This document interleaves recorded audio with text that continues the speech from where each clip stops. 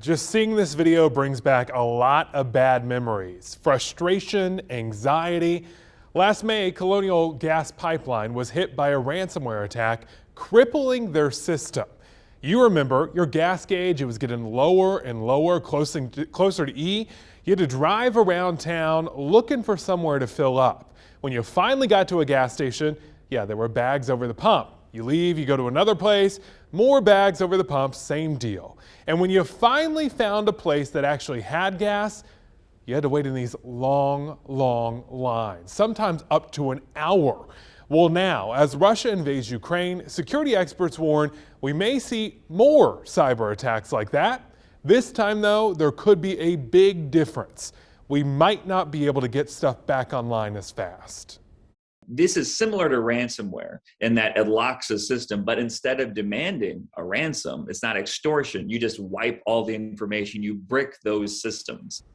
I'm Ben Briscoe. From now until 6, we are here to prepare you, not scare you, about the threat of cyber attacks. Starting with this, how serious is the threat? Well, Governor Roy Cooper tweeted yesterday, the Russian invasion of Ukraine is elevating the threat of cyber attacks on businesses and government agencies. I instructed my joint cybersecurity task force to increase outreach and assistance. Now that's on top of the fact that the tech company and broker says cyber attack risks have already gone up in recent years, skyrocketing 600% during the pandemic. And broker expects cyber attacks to double by 2025. And one cybersecurity expert in the triad says, right now, everyone is vulnerable. You are a target. And by you, I'm saying that to anyone who hears this. He says we all need to step up our game when it comes to cybersecurity.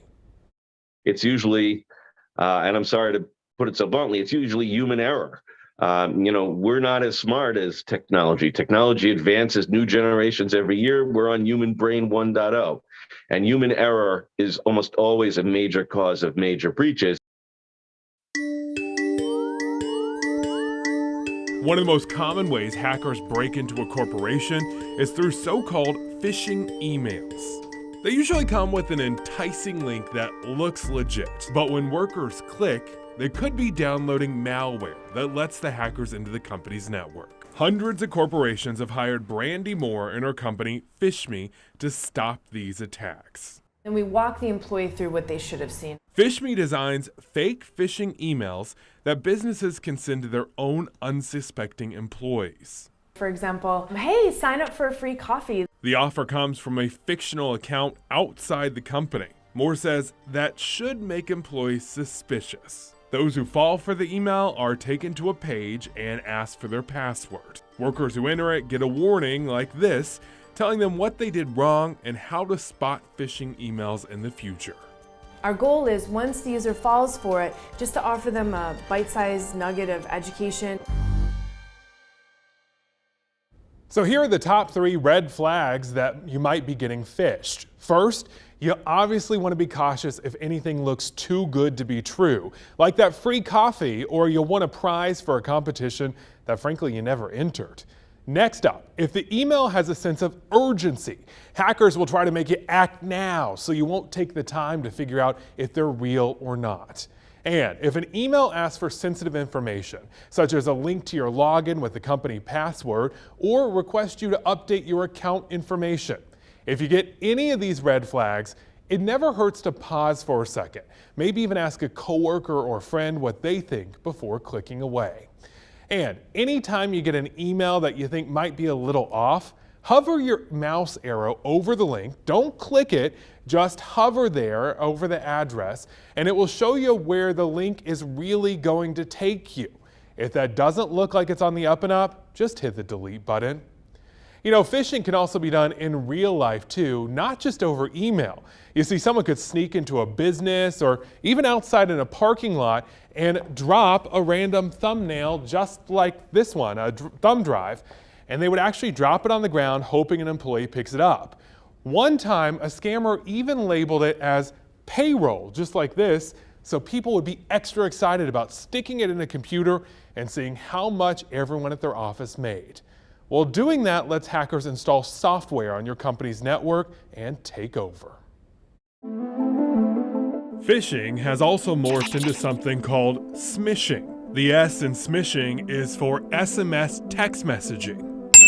Hackers hit up your phone from a random number asking you to click a link. Don't do it. For example, right now, a FedEx smishing scam is spreading. It is disguised as a tracking code for a package that's going to be delivered. The text asks users to enter their delivery preferences and provide their credit card information. It automatically signs people up for monthly billing, charging their accounts nearly $100. So if you get a text like that, experts say don't reply, don't click the link, but do research a little before acting. Here's another kind of cyber warfare. A lot of pictures are being shared online from the conflict in Ukraine, or supposedly from the conflict, like this one of planes flying overhead and this one of bombs going off. There's one thing they both have in common. Neither of them are actually from the conflict between Russia and Ukraine. Our Verify team did some digging. They both happened somewhere else. Now, this kind of propaganda is called disinformation. False information that's intended to mislead and play on your emotions. Leaders around the world say Russia has a history of disinformation, and it's already happening again with this conflict. This attack, even though now we all focused, of course, on the direct military attack, but the hybrid attack didn't disappear from there. So they're trying to spread the disinformation, they're trying to spread fakes. Cornell University has a few easy tricks you can use to spot disinformation. Get your information from reliable sources, read beyond the headline or big pictures, and consider asking an expert or going to a fact-checking website. We also have an entire team devoted to helping with this. If you see something that looks fishy and you want to know if it's real, send an email to verify@wfmy.com. We'll get experts to get you the truth. As the cybersecurity threat keeps amping up, companies across the United States are fighting back tonight. Meta and Twitter both say they're going to start flagging any content on their sites that comes from Russia state media. Meta also says they're blocking any ads from Russian media companies and taking away the money from their accounts. And the government is working with our nation's biggest companies here in the United States to prepare them against hackers. We are confident that we have worked closely with the private sector to press critical infrastructure owners and operators in the private sector to take the necessary steps to deploy cyber defenses. She said the government's done all it can to protect businesses and give them the resources they need. In fact, after that ransomware attack on Colonial Pipeline last year that sent us into a tailspin, President Biden signed an executive order protecting against another attack. It required higher standards of security software. That said, technology constantly changes. If we want to prevent more headaches like that gas pipeline shutdown, it's up to each of us to do our part.